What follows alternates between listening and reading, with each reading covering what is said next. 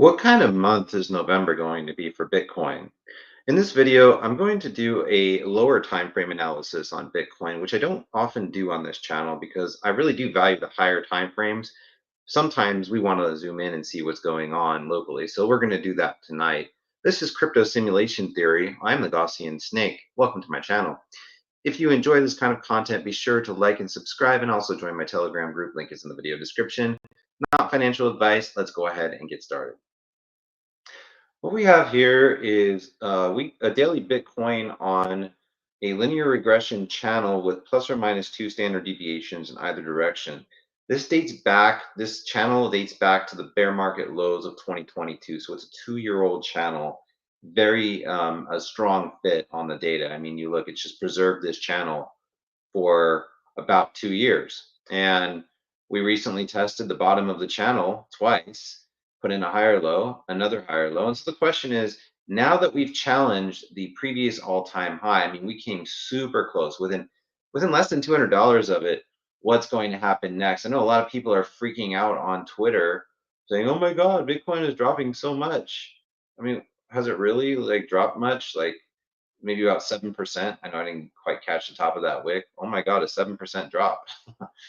Time to sell everything. No, uh, it hasn't changed my mind that this thing is rocketing off in Q4, but let's find some data to support that hypothesis. Like we couldn't get above the all-time high on our first attempt. That's normal. That is totally normal and healthy.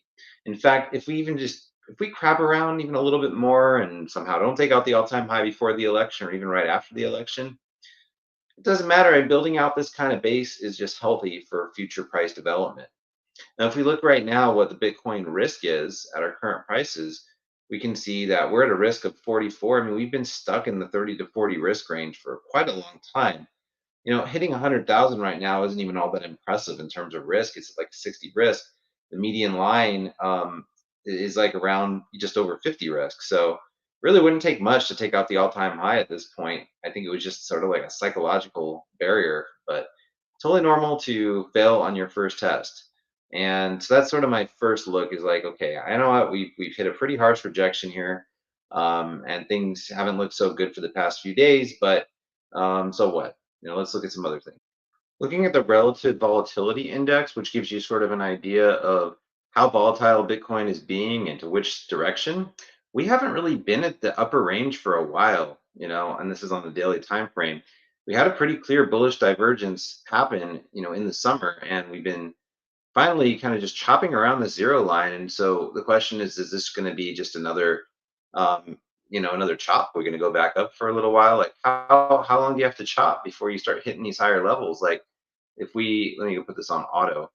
Doesn't really give a great picture, does it? No, I guess I kind of like it not being on auto. But you can see like in October 23, we got one of those upside spikes. We got another one in December of 23, and then we had a bunch at the beginning of the year. But honestly, Bitcoin spends most of its time just doing this, just this heartbeat movement. It doesn't hit the bottom too often, and it doesn't hit the top too often. But when it does hit the top, things do tend to cool down. So January of 23 was the last time we got a spike up like that, and then we had a spike in September of 2022, which really turned out to be nothing more than a bear market rally. So we don't have a lot of these upward spikes, and we haven't. We seem a little bit overdue for one. So that's going to be the one that kind of breaks us out. And I think one's coming soon. I do. I think this hugging of the median line is showing some strength. The downtrend of volatility, I think, is probably behind us. That doesn't mean we can't see a few days or even a week or so of downside. I don't think we have to, but I'm not saying that we avoid it. But this is sort of a nice sign to see it going just perfectly sideways on the RBI. The Bollinger Bands look good too. Look, after this nice downtrend Bollinger Band, look at we're in an uptrend on the Bollinger Band. Now, the question is, what is the sustainable uptrend? I mean, we hit the bottom of the log regression channel, so to me, this could hold, right? But are we going to roll over for a little bit? It could happen. I mean, this is the first time we've hit the top of the Bollinger Band since August, right? And generally, when we hit the top of the Bollinger Band, we have pulled off for a little while. Now we are at the median line of the Bollinger Band. We've been above the median line since October. We haven't really gone below it. So we'll have to kind of like, track this and see how that goes. Also, another bullish sign is the alligator. You look at the alligator um, indicator, you can see that the alligator is awake. And I don't generally look too heavily on the daily time frame when again at Bitcoin, but yeah, the alligator's been awake since September, and it slept for a little while, and it's awake some more. Um, the upside down alligator occurred in May. We had upside down alligator in June and July, and a little bit in August too. But ever since then, it's been kind of in an upward channel. So alligator's looking good, and kind of confirming with that is a Gunner EMA. We still have a bull market support band on the daily time frame. Got a little fake out in October, but we were just barely coming beneath the upper boundary of the bull market support band.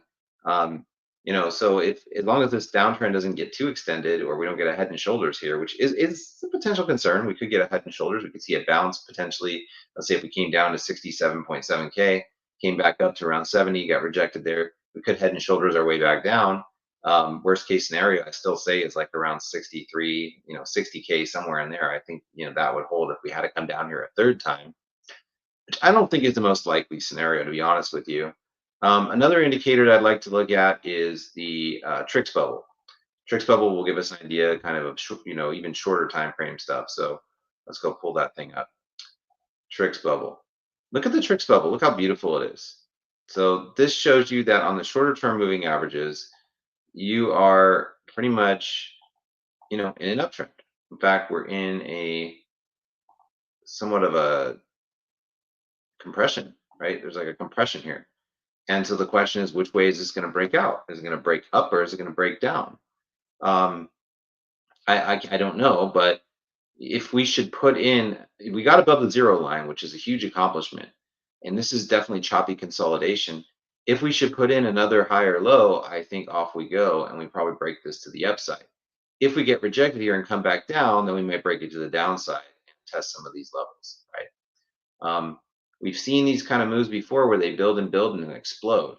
We haven't had that explosion yet, but with this amount of building, I think we could see a pretty violent explosion. I mean, we saw an explosion in October, took us all the way up here to 210. We saw an explosion in March, took us up to 220. There really hasn't been much since then, and so this is building up one way or another. It's either going to break up or break down, but I like the pattern of higher lows in this channel. What I don't like is that we haven't yet been able to break out. That could be taking place right now. We might get that next higher low and then blast off. So the daily stochastic oscillators show we were due a cool off, and we're in that cool off right now. And there's a possibility we come all the way down here in the first week of November before going back up again. Stochastic oscillator is sort of like the heartbeat of the waves behind price movement. And so we were all the way at the top, and it was time to pull off a little bit. But does this mean we have to spend tons and tons of time down here? I don't think so. Okay, so something I am watching out for is sort of like I said, a head and shoulders formation potentially on the daily time frame that could take us back down to the bottom of the range. We did print a sell signal, okay, for the first time on the wave trend as of, I would say, as of today, Bitcoin has printed a sell signal up here, a bearish divergence. Now, these on the daily time frame can be false signals, right? You could come down a little bit and then come back up, like we hit this in February, came down, came back up, hit it twice in March before coming down in a more substantial way.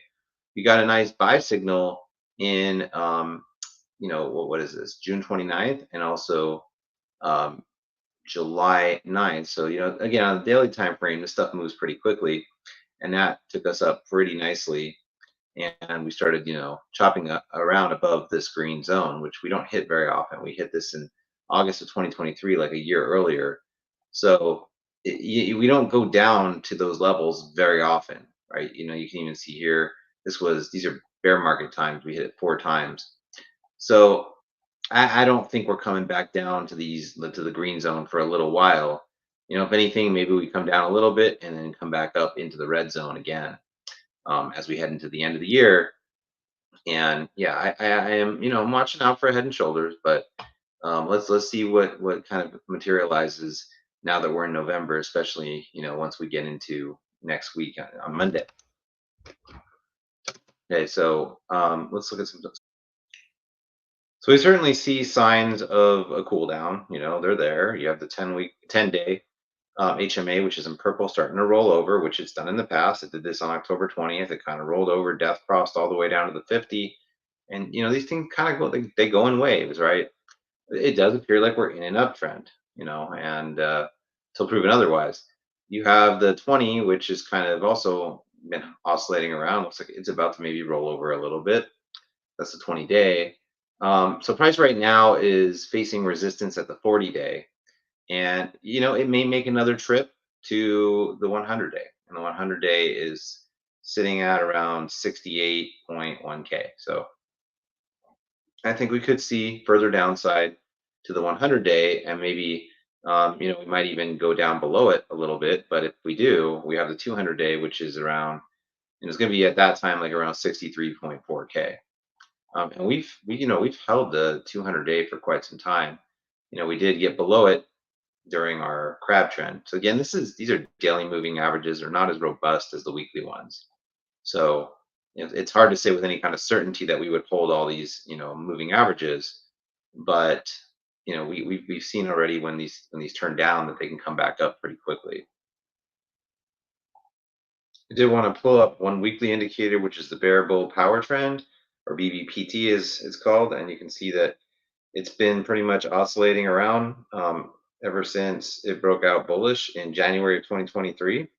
The bulls were in control from April of 2023 to August of 2023 for the most part, and then they were in control from October of 2023 till about June, and then we had a little lapse in here where the bears were not necessarily in control, but you know they got to take a dip into bearland, did that again in September. But we've started to see this average line start to creep up more. We got actually a higher low on the bull bear power trend, and now it remains to be seen if we can, sorry, higher high. Remains to be seen if we can put in another higher high. We have double bottom and a higher low here. So this is also leaning kind of bullish, right? So we're seeing signs that bullish price action should be returning fairly soon, even if we see a cool off for a day or a few days, or or whatever, a week or two. Something also of note on the weekly time frame is that we finally broke the parabolic stop and release for the first time in quite a while.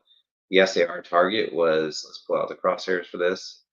The SAR target for bullish divergence was at 66.8K. We broke through that, and we now have a parabolic SAR. To change this into a downtrend, we would have to actually go like around, these will start to rise with time, but to low 50s. We'd have to go to the low 50s to have this turn bearish. Let's see what this looks like on the 2 week. The SAR on a higher time frame than that can even be interesting. We broke through it, right? We broke through the SAR that was around some 2 weeks, 67.5K, and we'd have to come all the way down to like 50K to break it. And I think if we came down that low, that's really bad for this market. That is suggesting to me that this would be like a major topping structure, which I don't think that it is. I'll be honest with you, I don't. Um, I have no way to prove that to you, because if I could prove something about what the market's going to do, I wouldn't need to be doing technical analysis. One thing I do want to say though is I'm not sure that once we get the bullish momentum going, how long it's going to last for. I want to show you something with the 2 week Gaussian ribbon. So I started the video off with a shorter time frame, and by the end of it, I'm on a higher time frame because that just easier to read on the higher time frame. So you get these green ribbons, right, which they start to shrink, indicating bearish price action. And when your red ribbon starts to kind of get to its maximum, you start to see price action get more bullish, right? And then from like August of 2012 all the way to November 14, we had a green ribbon, but you can see that when the green ribbon started to shrink, this happened like in April and May of 2014. We did come back up in June of 14. This was in a bear market, right? But this was basically indicating that a bull market was sort of ending once we touched the green ribbon. And then you can see we took off again after a while. In what was this 2016, we rode the green ribbon, and we touched it briefly in January of 2018. That indicated the bull market was over. And then again in 2019, this time we had a shrinking green ribbon, that turned red briefly for a while based off of this major drop that we had, and then turned green again. And when we touched the green ribbon, we got another bounce up, came back down, bear market started. So I'm showing you this because I want to show you where we're at right now. So it seems like the green ribbon had its maximum distance occur, and let me take this trend line away. This was from volume earlier. Its maximum distance occur sometime in the summer, and we actually touched the green ribbon for the first time and had quite a few touch points. So generally, as you've seen in history, once you touch the ribbon, the end of your bull market is probably not that far off as the 2 week starts to shrink. Um, and yeah, I mean, here it was just like once you touched it, the bull market was pretty much over. But as time has gone on, the green ribbons have been less explosive, if you want to call it that. So, the ribbon turned green in July of 2023. So I don't think I'm still coming back to like the idea that I don't think that there's necessarily that much time left in this bull market. But just like what happened in 2021, we got a secondary bounce off of this green ribbon. It seems like that's what's happening right now. And unless we come back down and touch it again, um, my thoughts are we're going to keep going and get some kind of top. And I don't know where that top is necessarily going to be. I think if we follow the log channel that we drew earlier, linear regression channel, I'm going to have to adjust the parameters of this to, let's do 400. Actually, we do 200. Yeah, kind of set it where it should be. This is a 2 week channel. It's a little bit different. Let me make sure the trend is a moderate trend. So not as strong of a trend. Probably should go to the weekly for this. Let me do that. And so going back to the weekly ribbon, you can see, as a red ribbon right now, which is corresponding to the 2 week kind of, shrinking. When we touch the end of a green ribbon, it's generally not a good thing, but we have a red ribbon forming here, which is suggesting further upside is likely. And we should get the formation of another green ribbon. I think that green ribbon might be the last one in this bull market. That is my suspicion. That could take us to the top of this channel at around 125 to 130,000, maybe. Really hard to say exactly where, or if we break through this channel and go even higher. It's impossible for me to know that. If this is a cup and handle that's completing, then it is likely that we can, certainly break through this channel. Um, but yeah, I'm very skeptical that this bull market can go on for that much longer. I think we're more than halfway through it. And I think that the end of the bull market may surprise people because it may come a lot sooner than people expect it to. I don't think that right now is the end of the bull market. I could be wrong, but I don't think so. I think we're going to get one more leg. And so, just sort of a reminder to you, this is TA. This is not sorcery. This is not, none of this is perfect, right? I mean, nobody in this space knows exactly what's going to happen, not the smartest analyst. All we can do is just look at the data. We all have biases. I do have a slightly bullish bias right now that I need to acknowledge, and I could end up being wrong, right? But based on all the data that I've seen, I still think that quarter 4 is going to be bullish, and I'm not budging on that until I see something in the trend really start to change that would make me think otherwise. So, we have the green Gauss ribbon on the weekly. We have a shrinking Gauss ribbon on the 2 week. That all just points to me saying, hey, this bull market is probably almost over.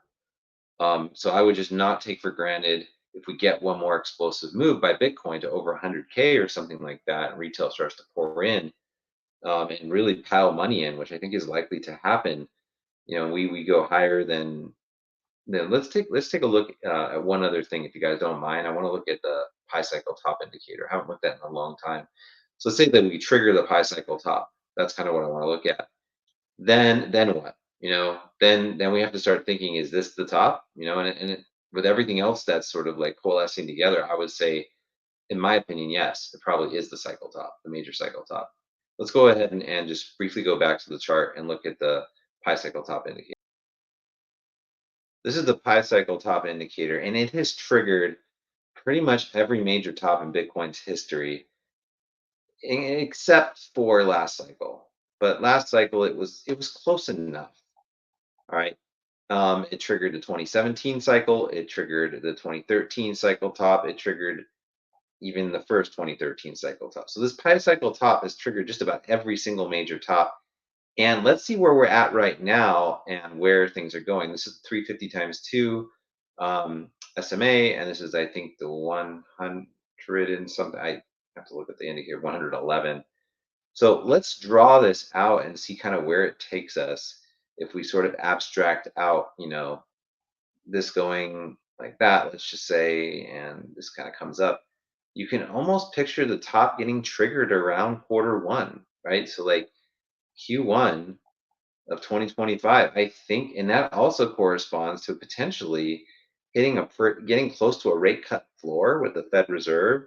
Some of the effects of unemployment may be starting to materialize in quarter 1. Employment's probably going to remain strong through the end of the year with the holidays and stuff, but after the holidays, there might be a lot of layoffs, and I think it is reasonable to anticipate that a major top for Bitcoin could occur in quarter 1 based on everything that we've just seen.